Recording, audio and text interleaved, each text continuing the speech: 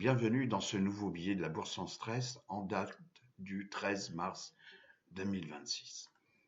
Notre formation qui s'approche dans un mois, donc du 11 avril au 14 avril, avec 2 jours où on pourra profiter des marchés. On passe toujours par un entretien de réservation, c'est-à-dire c'est voir l'adéquation entre votre profil, ce qu'on propose et est-ce que la formation est faite pour vous. 4 jours en immersion totale, donc jour 1 et jour 2. Théorie et pédagogie du trading d'options. C'est quand même des journées assez cossues, croyez-moi. Et puis jour 3 et 4, on aura de la gestion du risque, hyper important, et mise en pratique. Création d'un portefeuille en fonction de chacun, parce que le but, c'est de trader comme vous êtes et non pas comme le voisin est.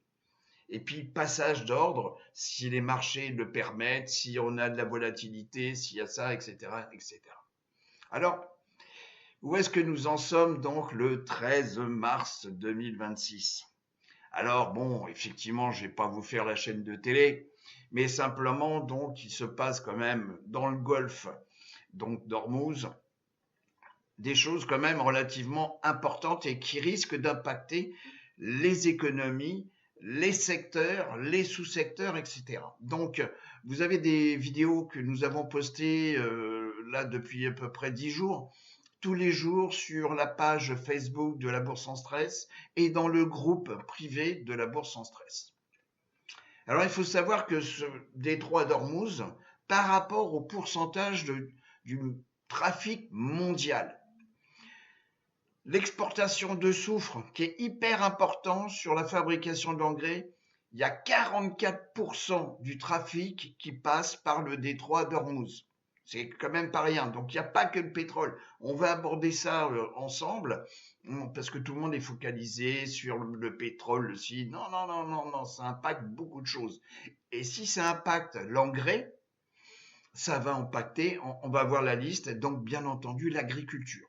L'urée qui est utilisé aux États-Unis donc pour créer de l'engrais azoté, 31%. Pétrole transporté par voie maritime à l'échelle mondiale, c'est à peu près 25%. Légèrement, on va dire 25%. Le gaz naturel liquéfié, c'est 20%. L'exportation d'ammoniac, là aussi, c'est l'industrie de la chimie, c'est 18%. Et les phosphates transformés, c'est 15 points, 15%. Alors, ça va impacter, bien sûr, le cuivre. Alors, le cuivre est un secteur, enfin une industrie à suivre, donc des commodities. Pourquoi? Parce qu'il y a quand même pas mal de destruction. Donc, il va falloir reconstruire. Et pour repasser des câbles électriques, etc., etc., on aura besoin du cuivre. L'aluminium, beaucoup de bâtiments ont été détruits. J'en parle dans les vidéos, donc sur Facebook. On va avoir besoin de l'aluminium. C'est logique. Et l'agriculture, pour la raison qu'on vient de citer, la chimie, voilà, et l'énergie. Alors, le greed and fear, donc, on est à 20 points. Bon, 20 points, voilà, c'est normal, il y a quand même une peur. On ne sait pas ce qui va se passer demain. On ne sait pas l'impact qu'il va y avoir donc sur l'inflation, sur les taux d'intérêt, puisque tout le monde a les yeux focalisés sur les taux d'intérêt aux États-Unis, etc.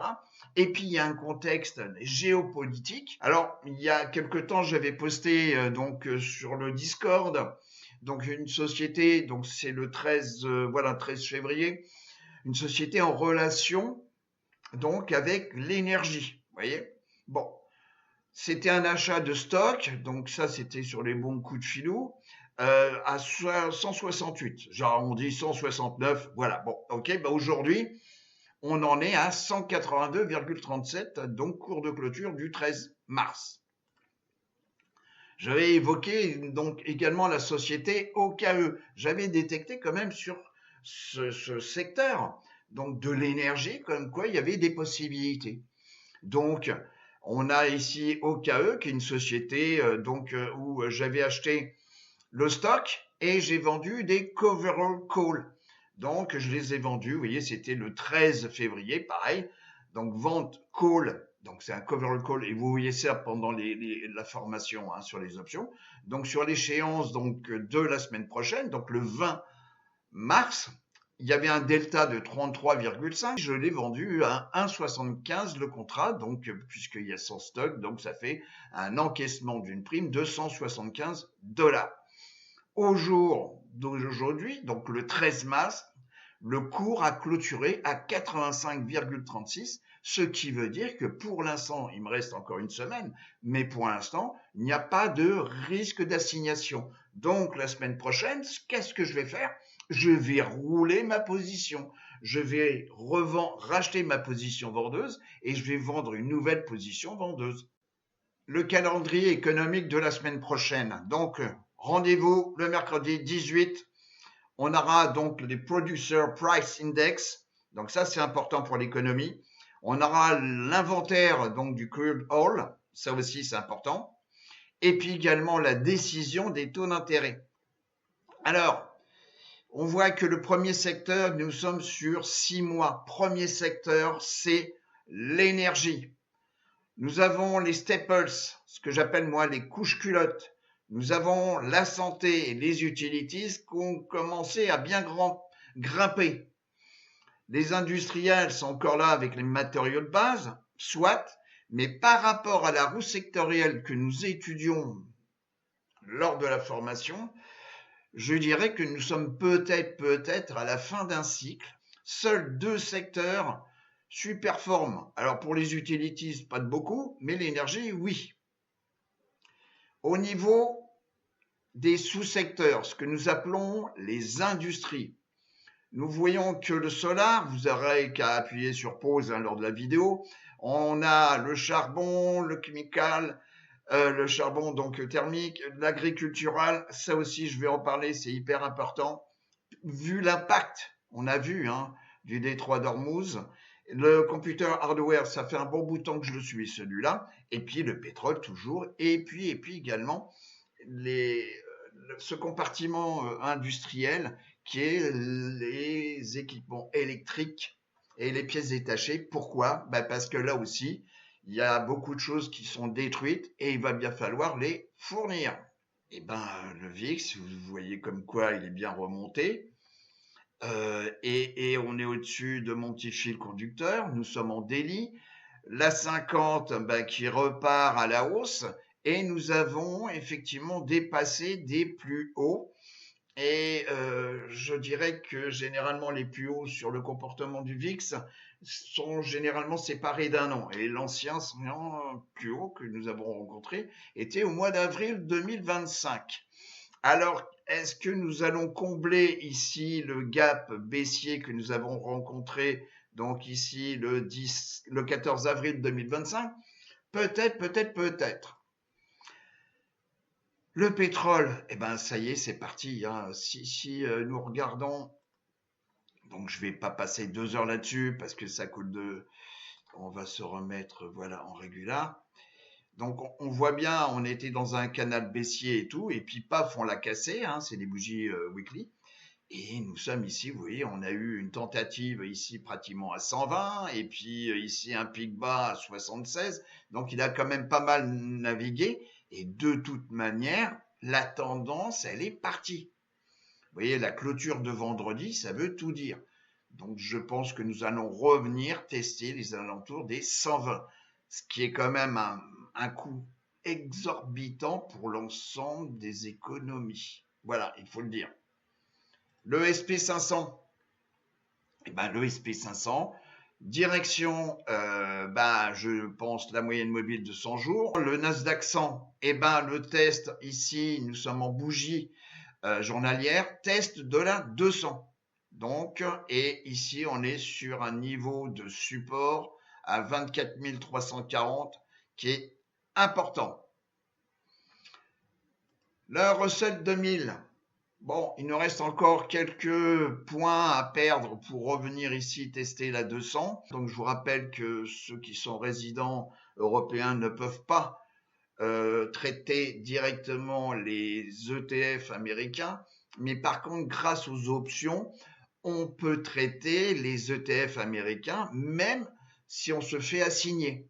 Donc là, à suivre, vous voyez comme quoi on a clôturé à 26,75 $.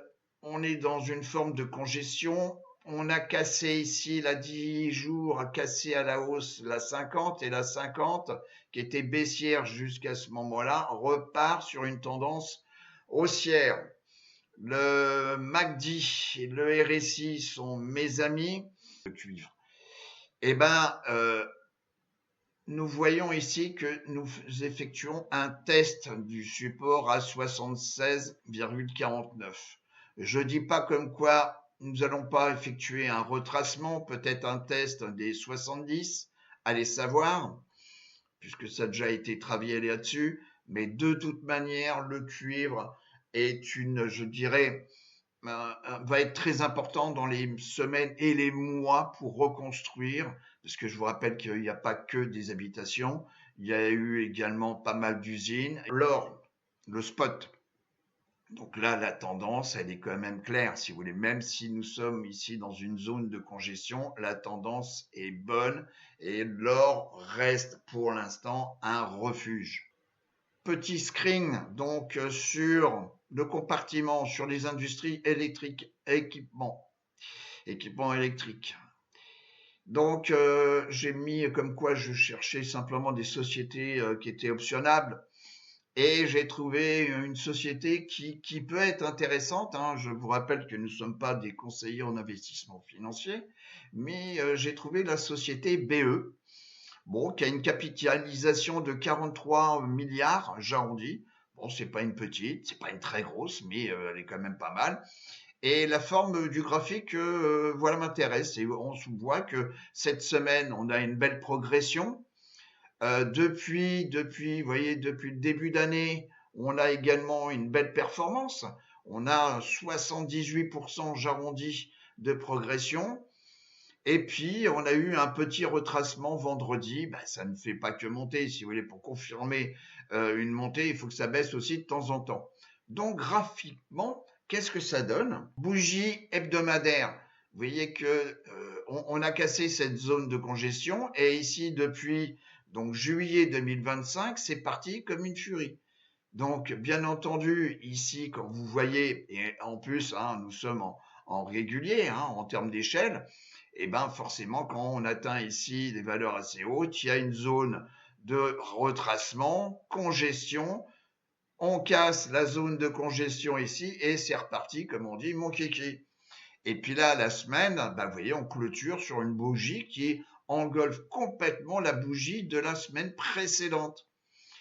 Si le daily nous aide à mieux comprendre, donc on regarde ici, ben, zone de congestion, et nous voyons que la moyenne mobile 50 sert bien de support. Chaîne de cotation pour l'échéance mensuelle du 17 avril de la société ici, donc BE.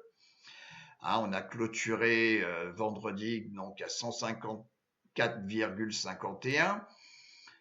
Est-ce qu'on peut appliquer la méthode donc de vendre avec l'objectif de toucher juste une prime sans vouloir se faire assigner? Eh ben, on peut vendre du 120, 125, vous voyez, 125 $ ou 120, et on a une belle prime. Si on veut être plus confiant, ben, on peut vendre, vous voyez, hein, put strike 105, échéance avril en mensuel, et le dernier prix, donc 3,54 $.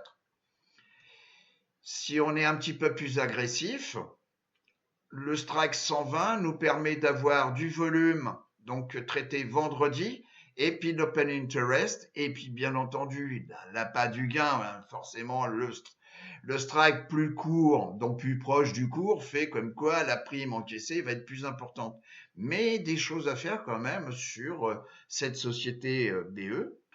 Vu le strike, vu le prix, ce trade concerne des gens qui ont un portefeuille assez cossu. Et ceux qui ont un portefeuille à 20 000 $, passez votre chemin. Ou bien vous ne traitez simplement que les actions. Je vais donc vous souhaiter une très bonne semaine de trading et je vous dis à très très bientôt. Au revoir les amis.